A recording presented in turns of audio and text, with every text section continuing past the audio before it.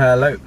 Okay, now it's literally the day after the previous episode, and so what happened last night was driving along, car's working fine, and then under braking the car would sort of seem like it wants to stall, as if I've sort of left it in gear and I haven't pressed down the clutch, except it was in neutral, so like the revs would drop down below idle and the car would start jerking and shaking.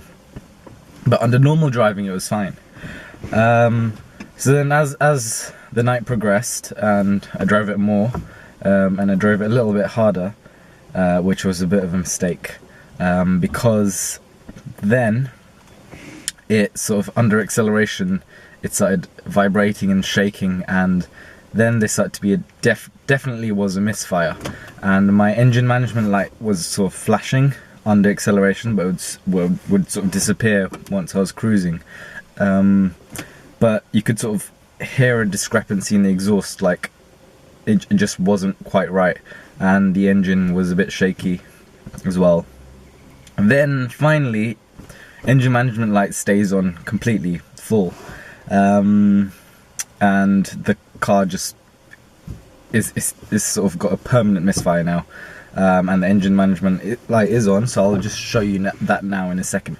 Okay, what I'm going to do is take the car to the garage, plug in the OBD2 machine, and then we'll read what codes we get from the machine. And I'm assuming that probably is going to say that there's a misfire in cylinder so-and-so, and then we might have to investigate why that is. Okay, so we'll just turn the car on.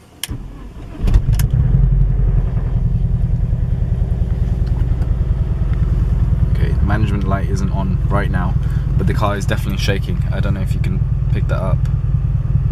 Let's see. No. I'm sort of shaking with the car and the camera is shaking with me. There you go. There's the management light flashing.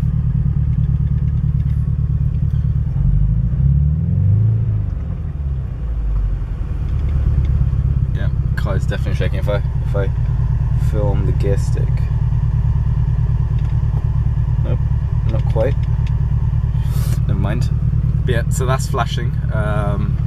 So we have some sort of issue. So we'll take the car and get that read. There you go. Now it's permanently on, and the car is definitely shaking a lot. But I don't think the camera can pick it up. So never mind. And so we are back with the machine. Let's set this up then. Okay, so this is what we have: catalytic converter conversion. Misfire detection in several cylinders. Misfire detection cylinder 3 in 2 ignition sequence. Misfire detection cylinder 4 in 3 ignition sequence. So it looks like I've got 2 misfires, so I'm probably only running on 2 cylinders out of the 4. We were getting a misfire in cylinder 1 and cylinder 4, so what we've done is swapped coil pack from cylinder 1 to cylinder 2 and from cylinder 4 to cylinder 3. Then we've cleared the faults and now we're just running the car a little bit, and then we're going to check the codes again. If now the misfire is in cylinder 2 and cylinder 3, that means the coil packs are the issue and we'll have to change those. Okay, so this is the spark plug from cylinder 4. The spark plugs from 1, 2 and 3 looked fine. This one was actually quite oily, so we just cleaned it using a wire brush, and now we're going to put it back on. We're going to put it onto cylinder number 2 and put the others back in their respective places. So I'm just going to cut the video off right there and save everybody some time. Basically, we had 3 mechanics working on the car and nobody can work out exactly what is wrong with the car at the moment. So we took off the rocker cover as well. We checked the timing chain. That's still intact. The tension is intact.